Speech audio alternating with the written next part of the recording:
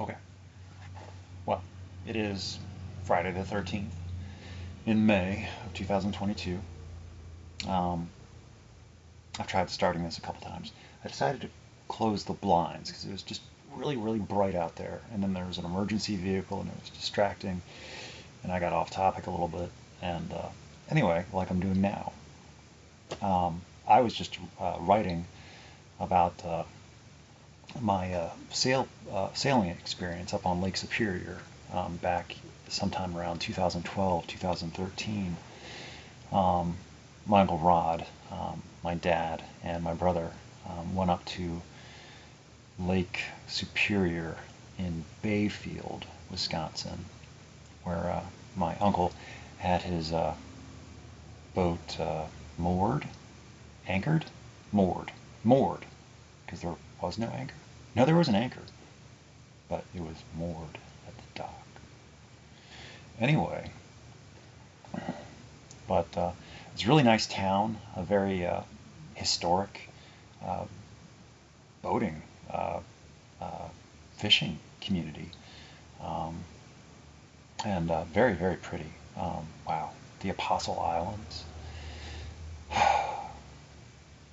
But anyway, the most I already gave the introduction to this story on my Facebook page, but the preliminaries and the context. So this is the actual story, I guess. And I should be standing so I can act it out, but I'll do it sitting because I'm up close and personal, and I don't want to be across the room. But I could, but I'm not going to. So, however it ended up being, like, I guess it was fun or, you know, torture that my uncle got to delight in assigning people their jobs. Because if you go on the boat, you're getting assigned a job. And and I don't know. I guess it was fun for him because he got to sit back and relax on his boat and let other people do, you know, what he would normally himself be doing all the jobs pretty much by himself. Because it's a sailboat and everything, but it can be run by one person. You know, it's better with more for redundancy, but it's nothing. The entire boat can be maintained and operated and by a single person. So anyway, I got assigned my job because I'm not very good at a lot of things, but I can follow simple instructions. And you know, and once shown something and I kind of have an understanding of it, I can just kind of go with it and even make little adjustments based on how things seem. So anyway, I was put in charge of driving the boat, you know, with the steering wheel and everything, which felt like driving, you know, even though it's like a mast or something, and I'm steering the anchor, or was I steering? Yeah, I guess I was steering the rudder, is how it operates. I'm not sure, but I was told, you know, once the sails were out, the main sail, I don't know, there was like the top sail, the main sail, all the different sails have names and stuff, but you know, I don't know what they are. That was other people's jobs. I'm no good with knots or sails or trim or whatever. But I was told to, you know, keep my eye on the navigation thing, whatever was at the top, and I was to watch that and make sure it's, you know, had some sort of bearing on. I don't know exactly how I was doing it, but we had charted a course and navigated, and I knew which way we were going. So then I just had to go that direction and steer with the wind and make adjustments. And I was at my post for hours and hours. I don't know where everybody else was at the time. On the boat, below decks.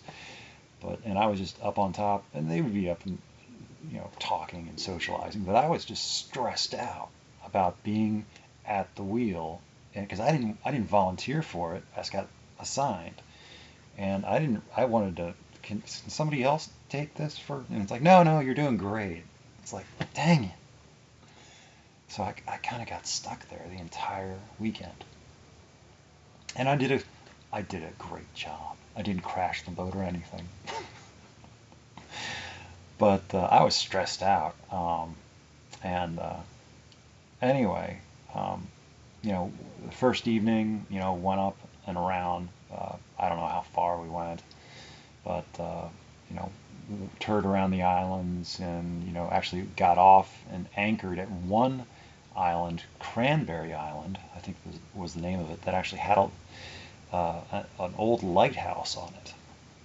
And there was like tours and stuff on the island, and you got to go up in the lighthouse and all the way to the top and everything. And there was a museum in the bottom house section of it, and so it was really cool to see an actual lighthouse and go up into the lighthouse and see everything. And it was a historic monument. It was very, very, very cool. And that day, getting back to the boat, a squall had moved in. This was probably June, maybe July of whatever year that was. And so, like, a squall had developed, and it was getting really windy, and the chop on the water was getting like 3-4 foot. And so we had the dinghy from the boat, as our way back and forth to the sailboat, and it was kind of choppy, and it was like water was definitely chopping over the sides, but was able to get back to the boat okay. And so hoisted anchor and charted to the next place we were going to head to for staying overnight on the boat, because the island we had scouted out for camping on shore had recent bear sightings, so the island was closed due to bears. So, okay, and even on the boat, you're not entirely safe, because bears, if they smell food, they will come out to your boat. I don't know how they would get on the boat, but I've heard that they will come out to your boat. So, bear aware. Anyway, so we were just aware of that, and I wanted to get off and go on the island anyway, but it was frowned upon, so I decided, no, I guess not, because I could have swum it. I could have swam, but the water was cold, so I didn't go in the water. I was content with being off the steering wheel and finally being able to drink, because that's what I was looking forward to. Really wanted to drink, and going that entire day without drinking, it was difficult for me. But I was still having fun. I was really distracted by actually living and doing things and being in charge of the boat, kind of. So I didn't really notice too much. But by evening, I was just so tired, and I just wanted to relax and drink. And so that's what my dad and I did, and just talked and stuff. And it was really, really fun. And meanwhile, my brother and Rod, they decided to go in the water, and they were going to do the thing where you swim under the boat. And they were going to do it naked too, for whatever reason. Why do people do that? I don't know. It's fun. I don't know. I just was like, whatever. Yeah. And so they did, and I was worried because they could hit their head or something could happen. But it was fine.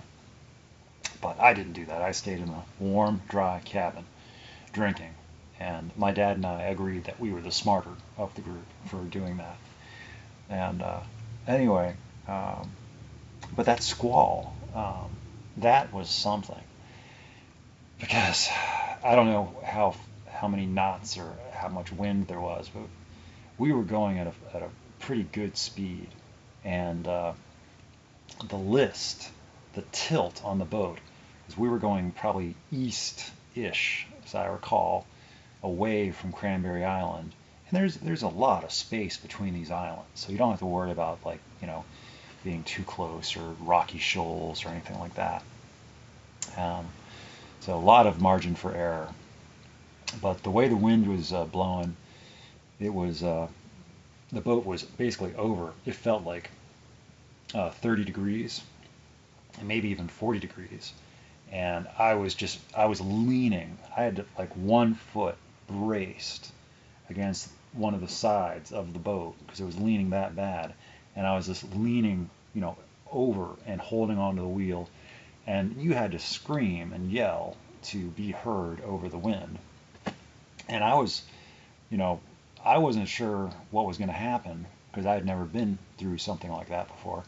And I think my dad and my brother were in the cabin, and Rod was up on deck with me, um, doing stuff with the sails, and and I was yelling at him. I was like, "So which side of the boat do we jump off of if this thing goes over?" He's like, "Don't worry, it won't go over."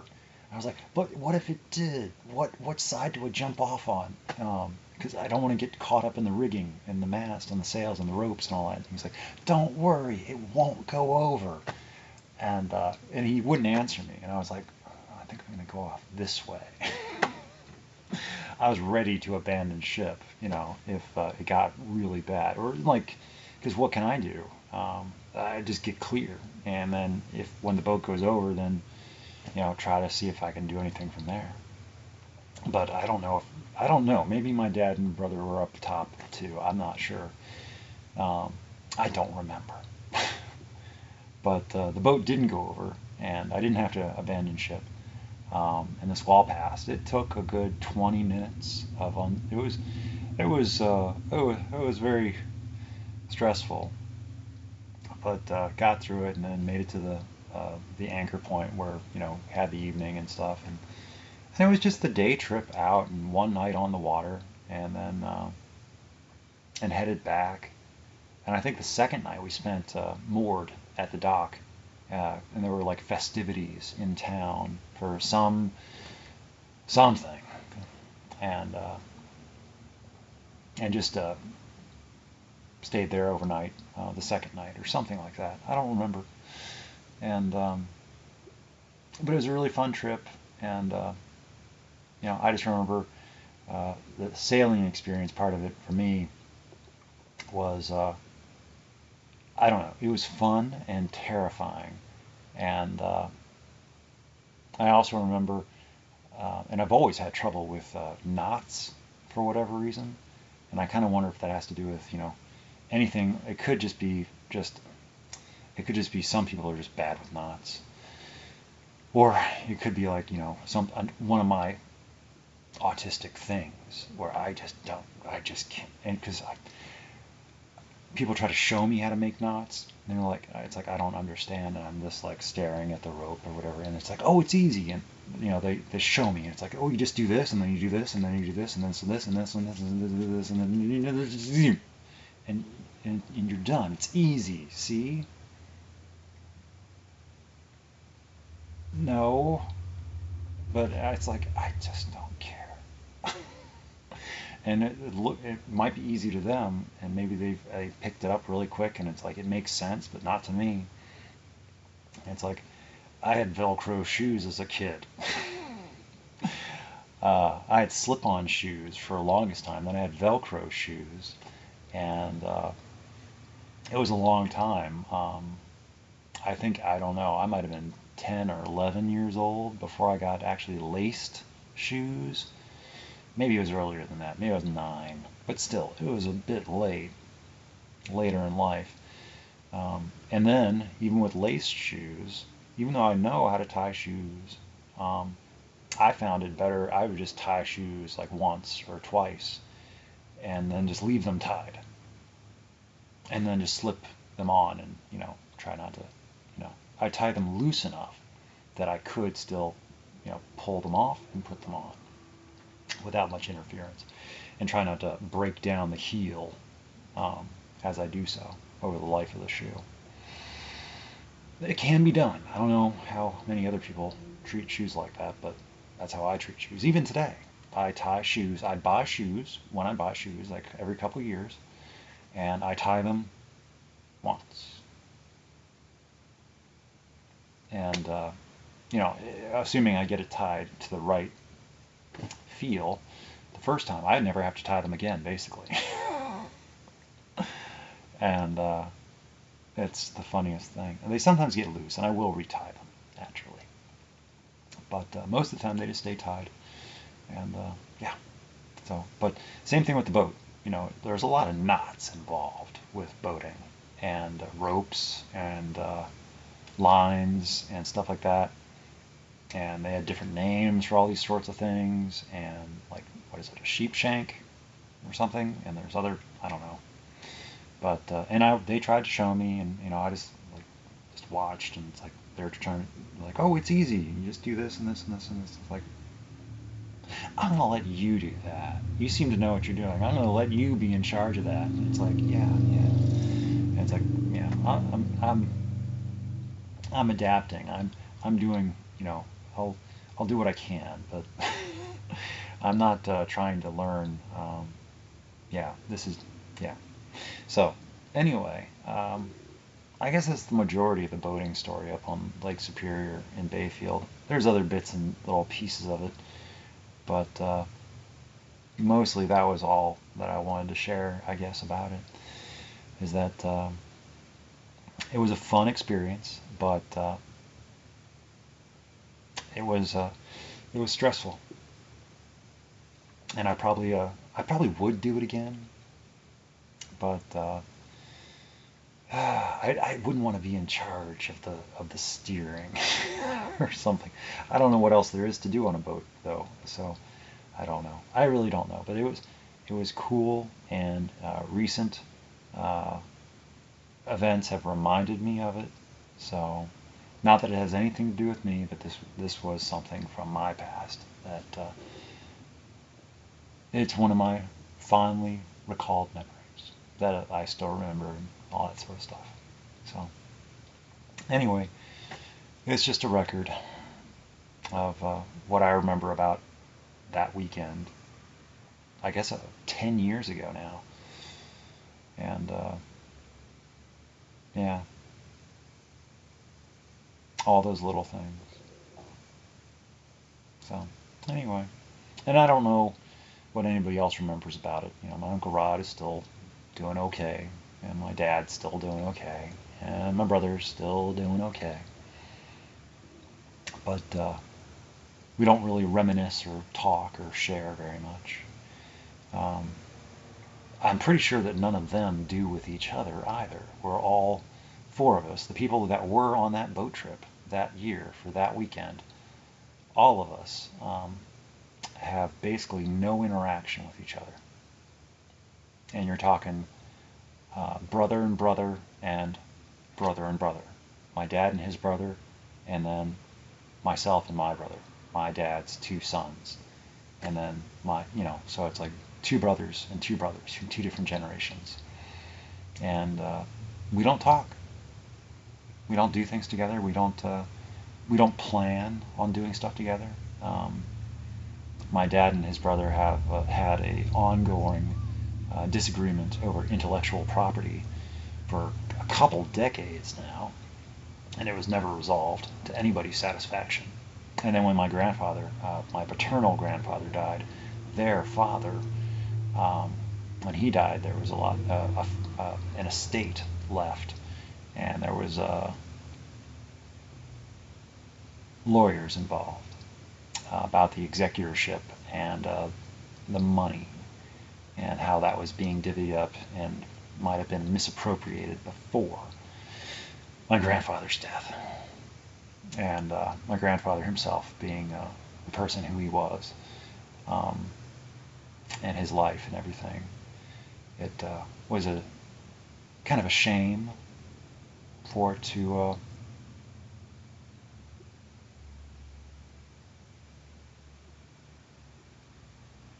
so I've never been, but that's another story.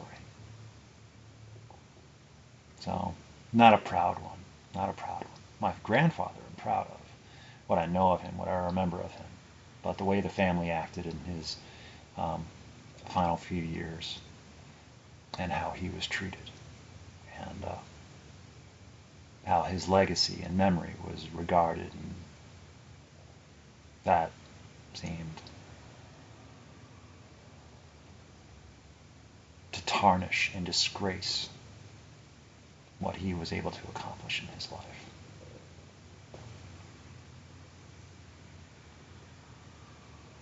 So, not that I am a shining star in my own family, of course.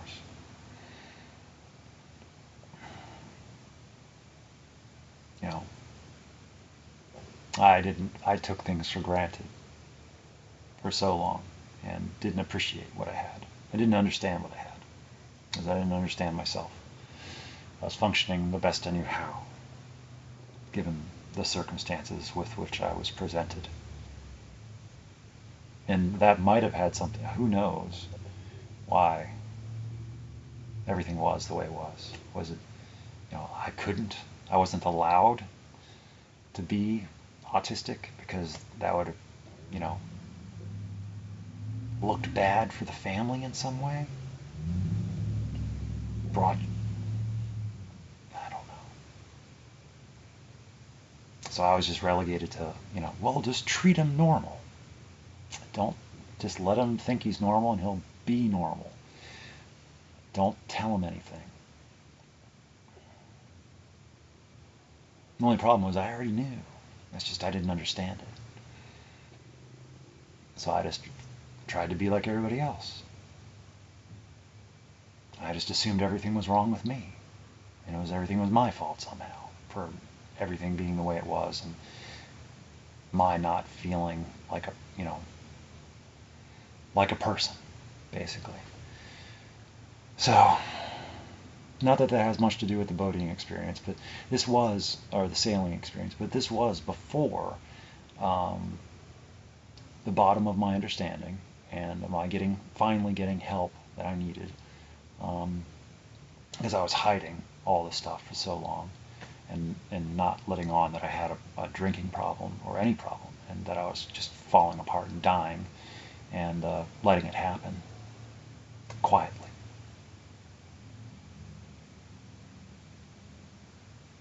And I didn't know anything about being autistic. I was and I am the way I am the entire time. That hasn't really changed. I just didn't know that it was okay to be how it is the way I am. So I don't even know how it is I was, because I was just a mask of masks. And I was wearing an alcoholic mask over a normal mask, a neurotypical mask, as I thought. I didn't even know who I was or who I was pretending to be anymore. It's very confusing. So, and I was so angry and so afraid all the time.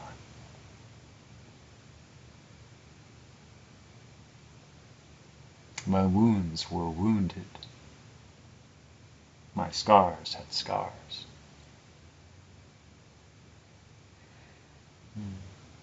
So, anyway, that's all I got.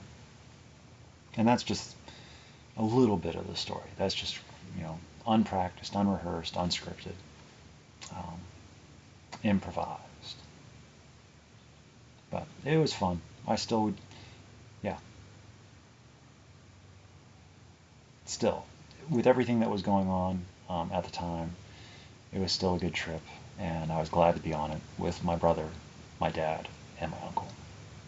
Because that's the type of thing that it'll never happen again. So, those memories. Creating memories. So, anyway, I should go and enjoy the rest of my evening, and then get ready to greet the next day. And be glad for it. So, yeah. Anyway, happy Friday the 13th.